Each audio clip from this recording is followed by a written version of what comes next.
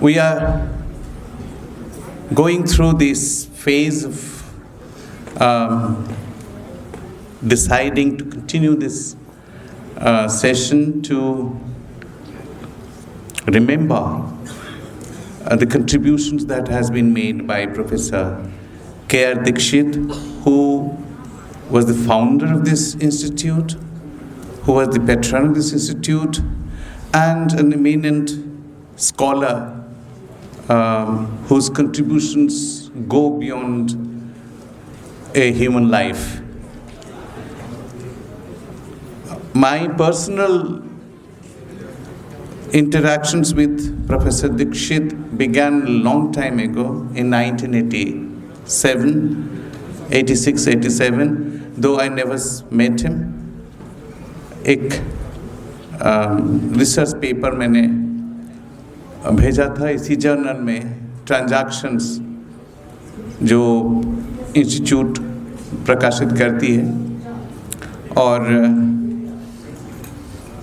कुछ दिनों के बाद वो पेपर मैंने वैसे ही लिख दिया था. कुछ उस समय I was very young, trying to get something published somewhere to add to my biodata, written with a lot of passion. And then, of course, those days there was no internet, and there's no mail, email or anything. So I was, after having sent this by post, I was waiting if this could be published or maybe rejected. After some time, about 2-3 months after that, Professor A.P. Mukherjee, about whom we have been speaking today quite a lot during the sessions that we had earlier,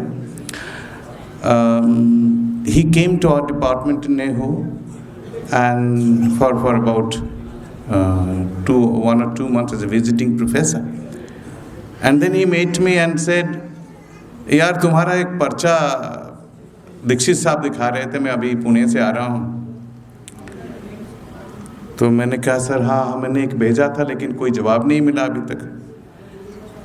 ये काफ़ी discussion हुई हम दोनों में. Professor Dixit हैं जो editor हैं, और मैं वहाँ था कुछ दिनों के लिए. तो उन्होंने कहा कि एक पर्चा आया है, एक लड़का कोई भेजा है, बहुत अच्छा लिखा है, लेकिन I don't agree with him. I am completely oppose to whatever he has said in that paper. मैंने कहा इसका मतलब रिजेक्ट कर रहे हैं. क्या वो तो नहीं बता सकता मैं, डिसीजन क्या होगा वो अलग बात है, लेकिन काफ़ी डिस्कशन हुई हम दोनों में. मैंने भी कहा कि मैं उनको जानता हूँ, ही इज़ वेरी गुड, लेकिन कुछ ऐसे वैसे लिख देते हैं ये, और and they think that they know everything. तो काफ़ी मुझे बुरा भी लगा. मैं कहा ऐसे वैसे क्यों बोल दिया. But then I found that a letter came that your paper has been accepted and it will be published.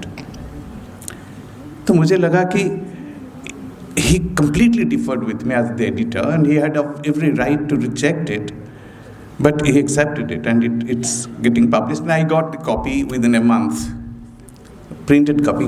You get the pleasure like anything. First paper getting published from one of the best journals of within India, Scopus indexed, and the editor being Professor K.R Dikshit. So my all my जो गिला शिकवा था वो दूर हो गया. मुझे लगा कि this is what a great person is. He may differ with you, but he accepts the right thing. If it is good, it must be published. Differences part. तो उस दिन मुझे पता चला कि वो आदमी क्या है. And it was the first lesson for me also as a young teacher that your differences have nothing to do with the quality of the paper. ये बहुत बड़ी शिक्षा हमारे लिए था. Professional, how to be professional about going about anything in the career. And then of course things changed, but I somewhere in my corner of heart I was little disturbed about why he said what he said. And he came in 1990s to our department. For the first time I met him, I saw him. And then I asked him that, sir, wo paper kaisa tha? Wo to, then he, whatever he had said to Professor Mukherjee, started describing it. Like, आपने ये लिखा, आपने वो लिखा, वो dams होने नहीं चाहिए, आप डैम्स में वो लोग, लेकिन कैसे डेवलपमेंट होगा, आप क्या सोचते हैं? And we had a heated discussion for about an hour or so. But then I was realizing that he hasn't changed his opinion even after publishing it. He still thinks that he's right. I mean, he differed with me quite substantially on the nature or on the arguments that I had placed about construction of big dams and all that. 1986-87. But the lesson that I got is this, that one has to be professional. Then he talked to me very passionately that he wanted to write a book on the Northeast.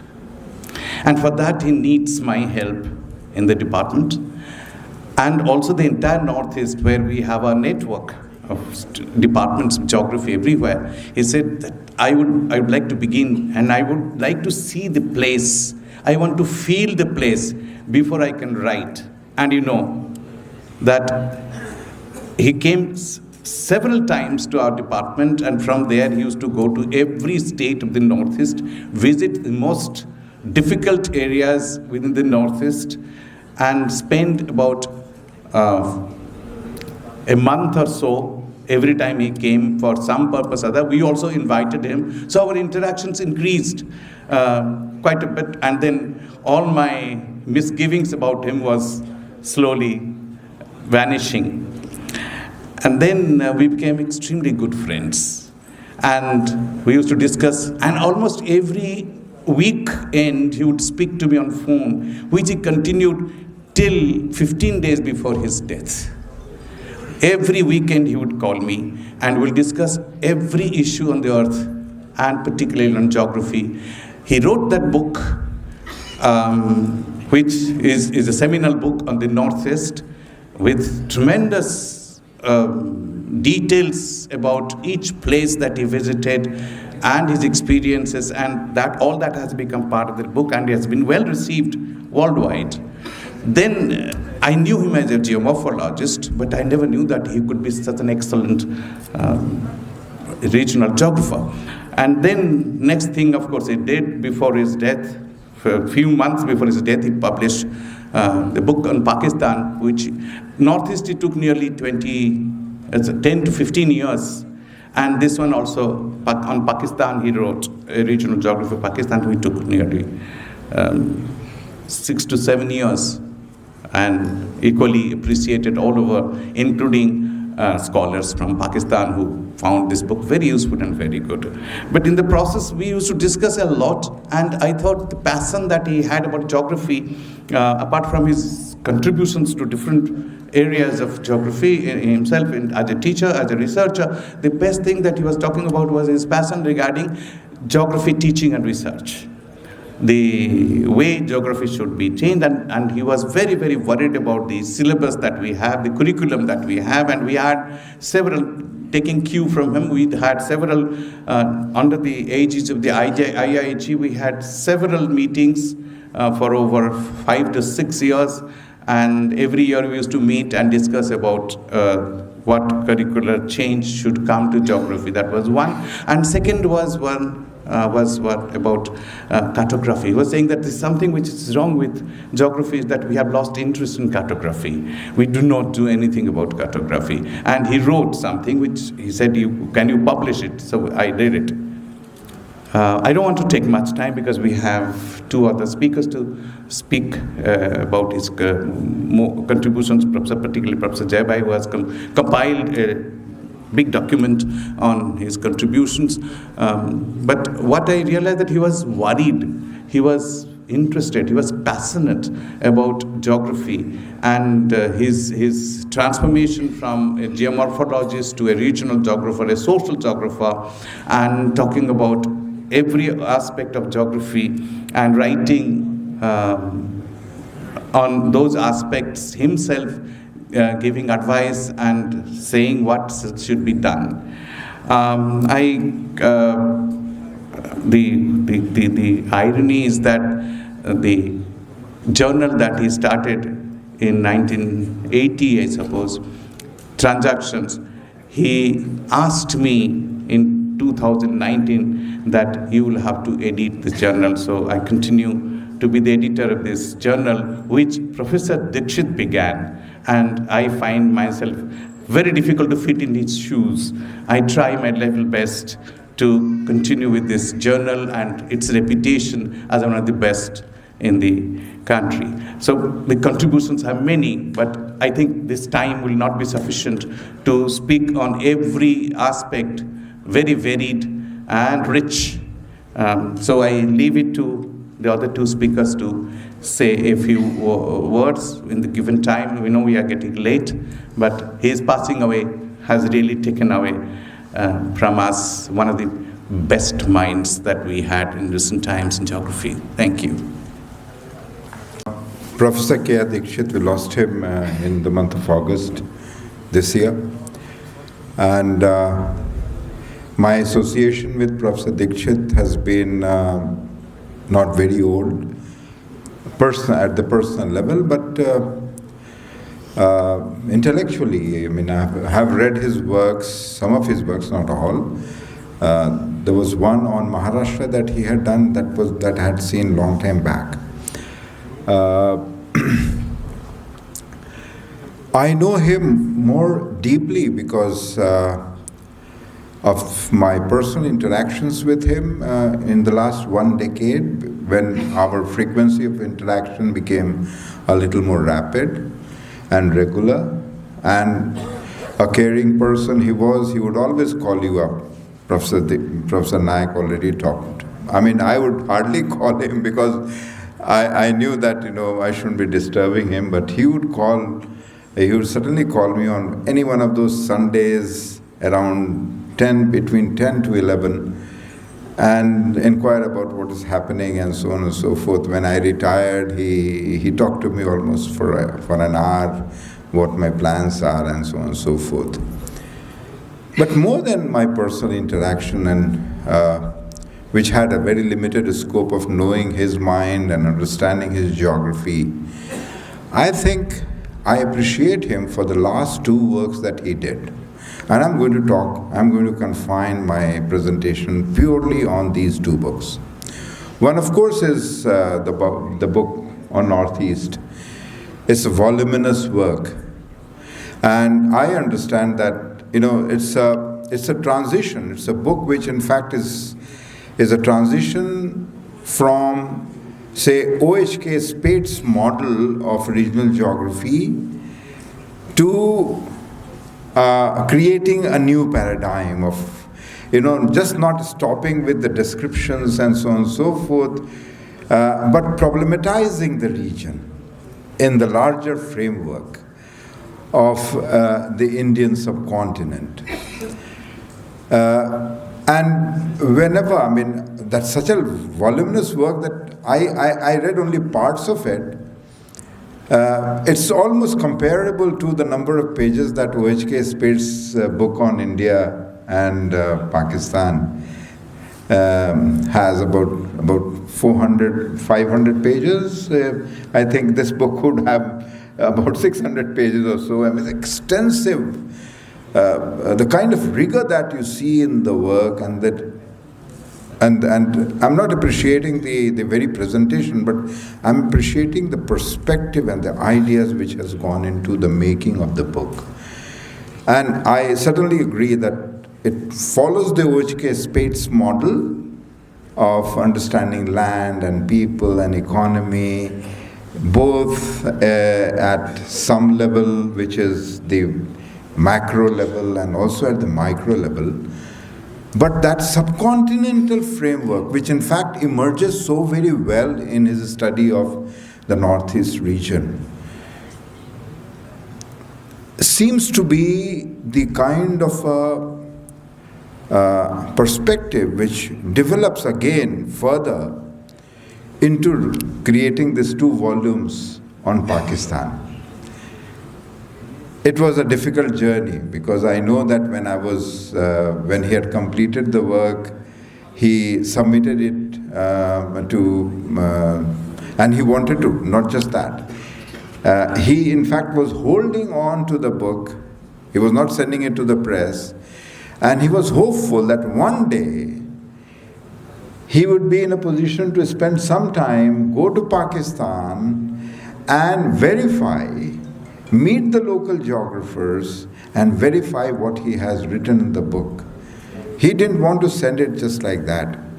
But it so happened that all his efforts for going to Pakistan, and of course also his advanced age, they didn't materialize.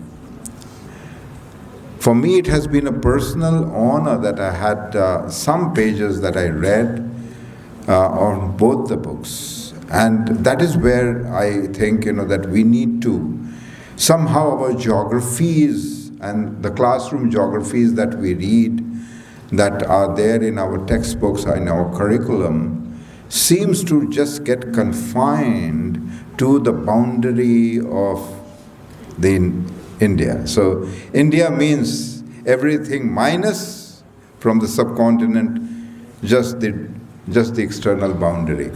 This perhaps is one of the greatest mistakes that we do in Indian geography, understanding regional geography of India, because our boundaries are there with so many countries, and we need to, and there are about half a dozen countries with whom we share the boundaries directly or indirectly.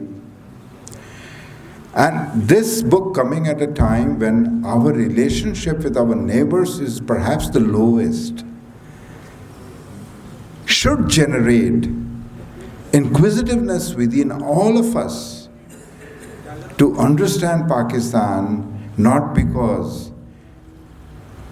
we would like to revise our opinion. I mean, at the political level there can be one thing, but at the social and people level, I think, the schism that has begun needs to be addressed. Because it is in this addressing of the schism that we can perhaps have a better relationship and better understanding of Pakistan. And this book does exactly that. It is not addressed to the readers and unfortunately even the Pakistanis have not been in a position to produce a good book on Pakistan, a geography of Pakistan coming from India. You see, the tenor of the language of the book is where he doesn't create a suspicion that we have always associated Pakistan with. Part of that has been created through these movies, every now and then. And that's why we wanted to have some kind of interaction with him, I and Nayak sir. We, in fact, had fixed a date when we wanted to record his experiences of writing the book. But before it could happen, he was hospitalized and we lost him after a few weeks. But the book is expensive, but I believe that the library should get a book. Our library here, everywhere. Even the Kindle edition is pretty expensive.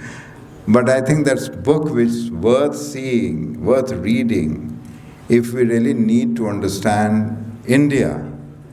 And we need to really understand the subcontinental geographies. I'm not saying geography.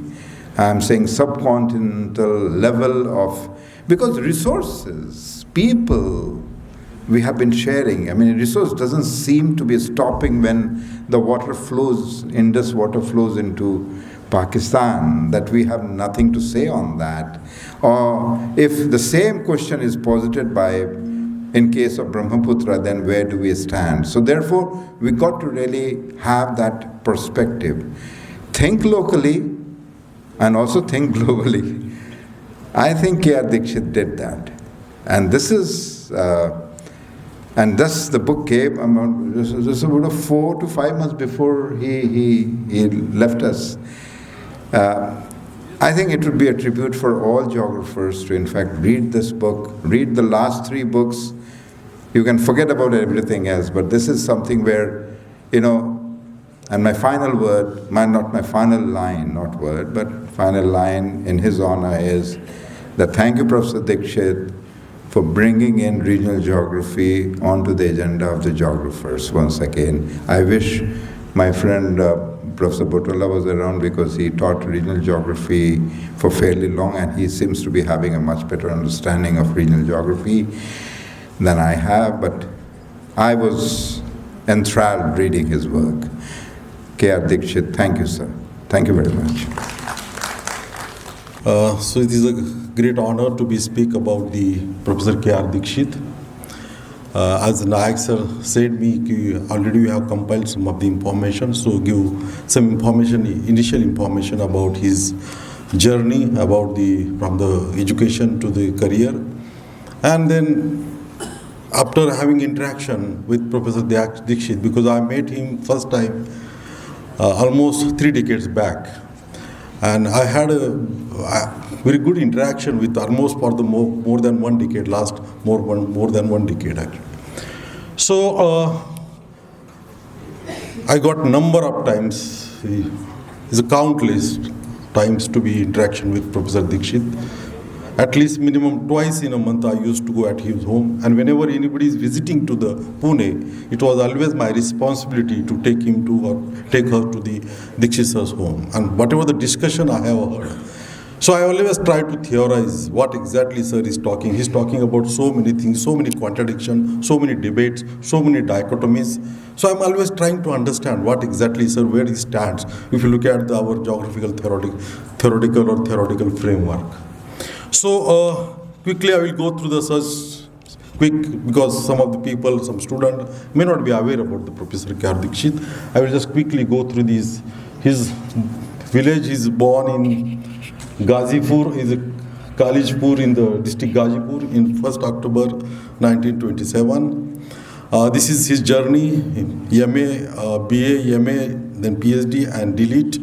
So these are the institute he is associated with that. He did in 1950 the Agra University. Then MA from the Banaras University. And that's why it's very close to his heart. Whenever he talk about the BHU, he's always more emotional about it. And then he did the PhD at Pune University under the guidance of Professor V.S. Gannathan, who was the first head of the department of presently Savitribai Phule Pune University, and then University of Pune. And generally Professor K.R. Dikshit is known to the people as a geomorphologist, but his PhD topic was that time obviously people used to call Bombay urbanization, speciality and challenges. So he started his career as an urban geographer. But this is the point where he turned towards the geomorphology because in 1965 he went for DLit to the Sorbonne. This is the University of Paris, and the mentor told him go to these Pyrenees mountains towards this Mediterranean Sea and just go see the landform, and why not you just continue, you can start your career or your one of the area of your research in geomorphology. And this is how he started his geomorphology career, and he became the geomorphologist. From here he started working more on geomorphologist.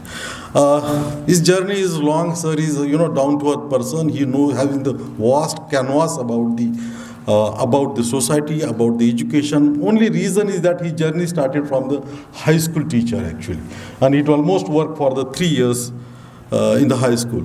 Then he went to the Dayanand College, Solapur, 56 to 58. Then MS University, Baroda, 58 to 65. Then he joined Pune University, 1965 to 1977. This was the oldest building of our university. This was the department. It was shifted to the new building in 1973. This is what presently we are working there. And he retired in 1987. During this period, surprisingly, if you look at this is the 2 places he went for as a visiting professor, and we got this international interaction from here also. One is the University at Karlsruhe, and another is the Technische Hochschule Darmstadt. These are the 2 places he worked as a visiting professor. And this is if you look at his tenure, after Professor Gannathan, Professor Dikshit was the head of the department 1978 to 84, and obviously Professor Gupte, who was the Vice Chancellor of the university and also student of the Professor Gannathan, he is after that only. So this was the just in the initial phase. He after the Gannathan, he laid the foundation of whatever the specialization we have in the department is one of these people played the very crucial role in that only. But look at these are the interesting part of that. He's continued after retirement. He again, regenerated, he become rejuvenated, what you can call that. The way he has started working. Again, he went to the visiting professor to the Punjab University, Chandigarh in 1992, and then as a guest professor to the Northeastern Hill University in 2003, and this is how his journey is continued wherever is the possible as visiting faculty or in other capacities only. This is another place specifically I've given this some information about because and the book is also, the paper is also I have mentioned specifically. This is the Deccan College Postgraduate and Research Institute. It's a very old institute. It was one of the very heritage institute of the Pune city actually. Ms. Tirak and Agarkar, all these people also studied here only. This is very known for the two reasons. One is the linguistic and another one is the archaeology. But this library is very rich, and Professor Dikshit was very fascinating about this library. After his retirement, most of the time he used to visit this library, and whatever the knowledge he got about the human geography, he wrote about the regional geography, other things. So this is one of the, he always used to stay the people, and even we also go to this library and see the tremendous resources are there. And he wrote, his one paper is published in Man and Environment, Prehistoric Sites and Settlement, a Paleogeographic Perspective. Even he was the president of one of the organization which related to this prehistoric studies. So this is how he is inclined after his retirement toward such a man and environment studies. This is one of the, just as an example I have seen. So this is regarding my interaction with Professor Dikshit. I first had the privilege of meeting Professor K.R Dikshit nearly 3 decades ago during a fieldwork program in the tribal region of Dang districts, Gujarat, and organized by the Professor Jai Maladidi. It was her project. And at that time, Professor Dikshit had already completed 6 years of his retirement. Yet his presence was as commanding and as graceful as ever. I vividly recall our first conversation, and in which he asked about my academic interest, future plans, and warmth and encouragement. Throughout the fieldwork, I witnessed his unmatched energy and deep passion for understanding of human-environment interactions in diverse geographical setting. Throughout the field visit, what struck me most was his boundless energy and continuous curiosity. He moved through the rugged terrain with remarkable enthusiasm, keen observing and interpreting the intricate linkages between people and their environment, and embodiment of his lifelong passion for the discipline of geography. That close interaction left lasting impression on me and profoundly shaped my own academic journey and perspective. This is what I have tried to give about his journey. But Professor Dikshit worked on many areas, and he has an opinion about the many dichotomies. Like we are always talking whether we should go for the environment or development, we should go for the systematic study or regional studies, we should be either the possibilist or the environmentalist, kind of such things. He has thought about the geomorphology, he has written about the paradigm shift in geomorphology. Then he spoke about the education, geography education in India specifically. He was more concerned about the Indian roots which is required for the Indian geography. So kind of number of thought process he has established. So I tried to here give 2 to 3 only about what I understood through his discussion at different occasions. So Professor K.R Dikshit nuanced and pragmatic view on the enduring dilemma between environmental conservation and the demand of development. He recognized that development is both inevitable and necessary for economic growth and social progress, particularly in a country like India, where large segment of population are still striving for basic infrastructure, livelihood opportunities, and improving living conditions.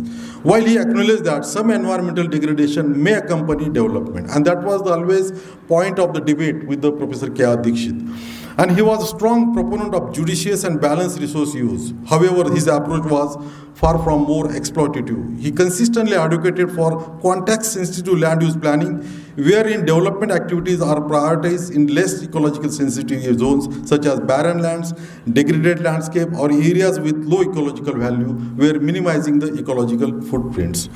From theoretical point of view, Professor Dikshit's orientation aligned with conservationist approach because it is between the preservationist and as well as protectionist.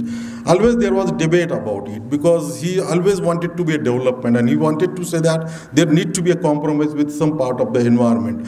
But his approach was more conservationist.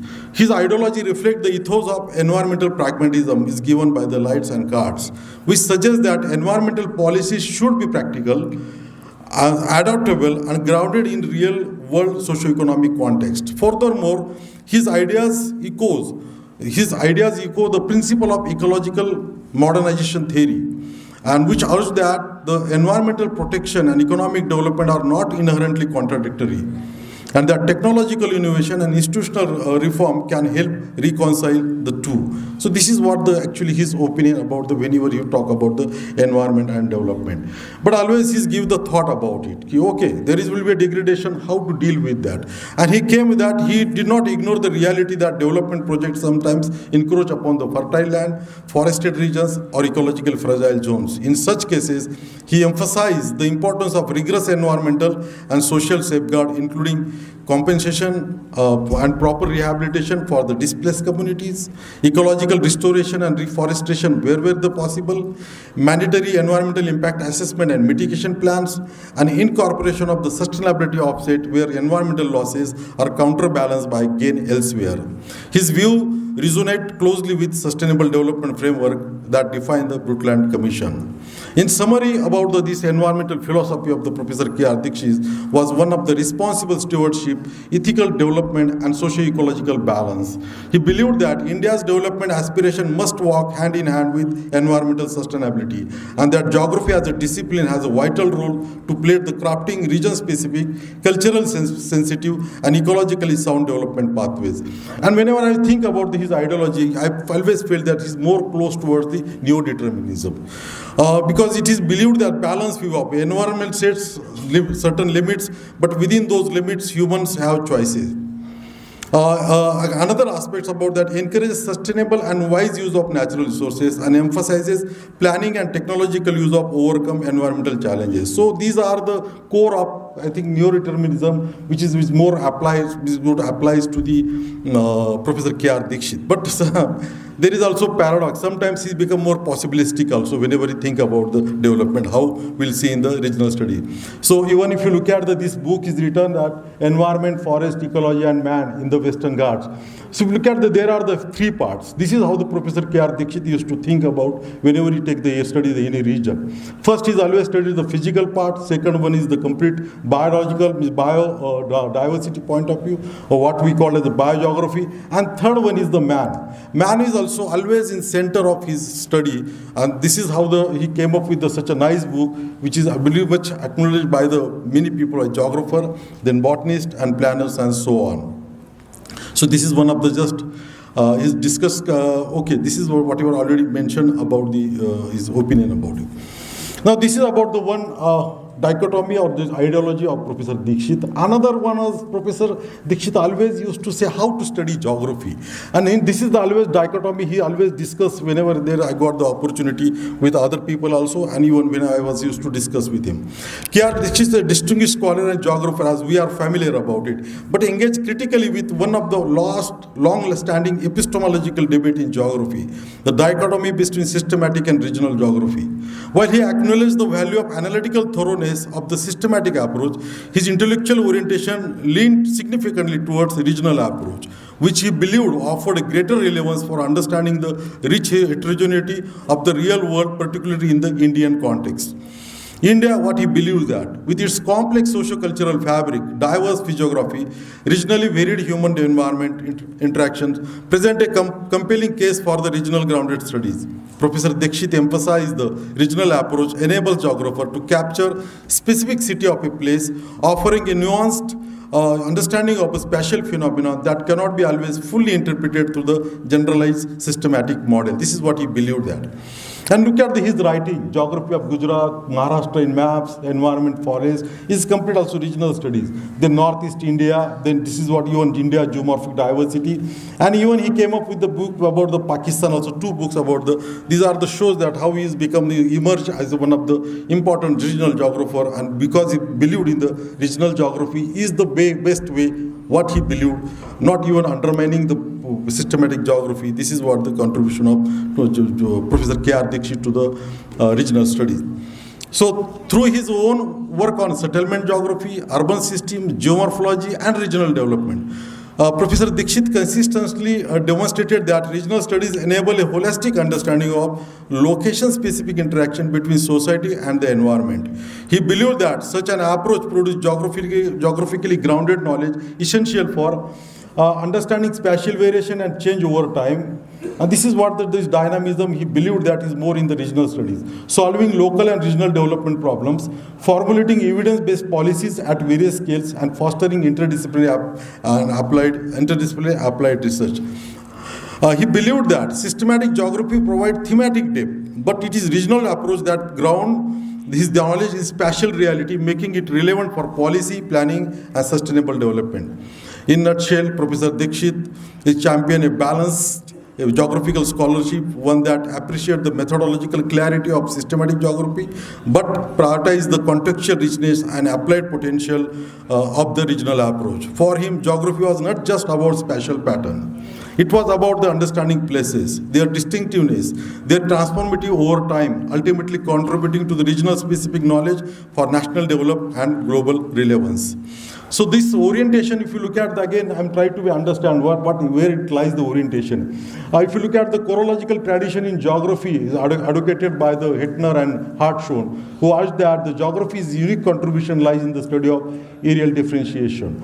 So this is what and it also resonates with the new regional geography perspective, which emphasize multiscalar, contextual, and relational analysis, integrating social, economic, cultural, and environmental dimensions. And this is what I believe that this point of view, when he is talking about more about the regional studies, he become more possibilistic. Because looking to this is the feature of possibility, those who are given in the, specifically I have highlighted by the red colors. So regional geography focus, which is the one of the possibilistic approach. The second one is multiple possibilities. He always believed that there is the nature is given, you can, but this is how it's up to the man how to choose it and utilize judicially. Then role of culture, because if you look at that later on, he is more thinking about the cultural role in the regional development. And this is what the cultural factor and human decision shape how region is developed, not just physical conditions. And this is the way regional studies are vital for understanding human energy. So that's why I'm talking about it is a paradox. Sometimes when you think about the environment, he's become more neo-deterministic, but you think about the more regional studies and its development, he's become more possibilistic kind of thing only. And these are some of his outcomes. This is, look at the topic he has chosen in these regional studies, microscopically taken all the major things. This is about the different facets of the particular region. Geography of Gujarat, similar for the Maharashtra in maps, then Northeast India, then India about geomorphological diversity, and then in Pakistan. But look at the important thing about he started with Gujarat. Okay, he took the state, then Maharashtra, then he reached to the region, Northeast region. Then he studied India. And then he started thinking about the countries, about the Pakistan, and even also South Asia also. So this is his handwritten, he has once shared me he has shown me all his handwritten, all this about the Pakistan, what he has written. Because so many things to be talked some other time, definitely I will speak about all these books and their contribution, but here I just want to give some perspective about it. A similar thing about the studying the geomorphology also. He mainly focused on the polycyclic landsforms of the Deccan Trap. And it is a unique landscape, Deccan Trap, taking to the Western Ghats and then the Plateau region. So he studied these all aspects, but his approach was always about the looking to the things from the regional point of view. If you look at some of his contribution, like Western Ghat, a geomorphic overview, the planning, again he coming to this planning and mountainous region, so coming into that perspective. Then forest of Western Ghat, I will same thing about the human impact and kind of thing. Then this is what he was more studying the physical aspect, but similarly human this interaction in this region is also he tried to be with such kind of the study. One of the studies he has done about the Tisli system of farming. It is kind of shifting cultivation is carried out in this region. So he come up with the what is the way people should have interaction with the in this region. So he has so many comments about it. Now coming to the a little bit bigger kind of things, Professor K.R Dikshit emphasis on the studies on South Asia by geographers. This is he thought whatever he has always shared. So I tried to be given his in brief about that.